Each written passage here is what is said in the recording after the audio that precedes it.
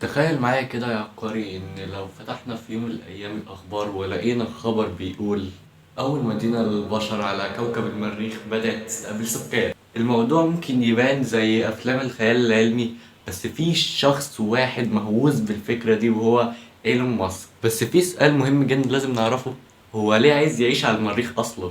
في الفيديو ده هنعرف الإجابة.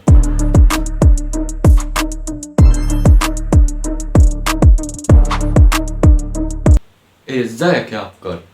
الفكرة اللي في دماغ ايلون ماسك مش ان هو يروح رحلة للمريخ، لا هو عايز يبني مدينة كاملة للبشر على كوكب المريخ. يا عبقري، مدينة زي ما انت سمعت، مدينة يعيش فيها الناس طبيعية زي كوكب الارض كده.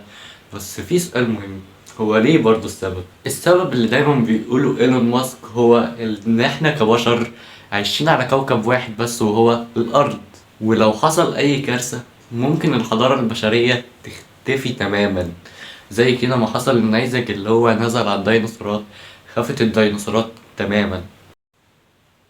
ولو ان البشر عاشوا على اكتر من كوكب، حتى لو حصلت كارثة البشر هيكملوا تاني برضه بس من مكان تاني.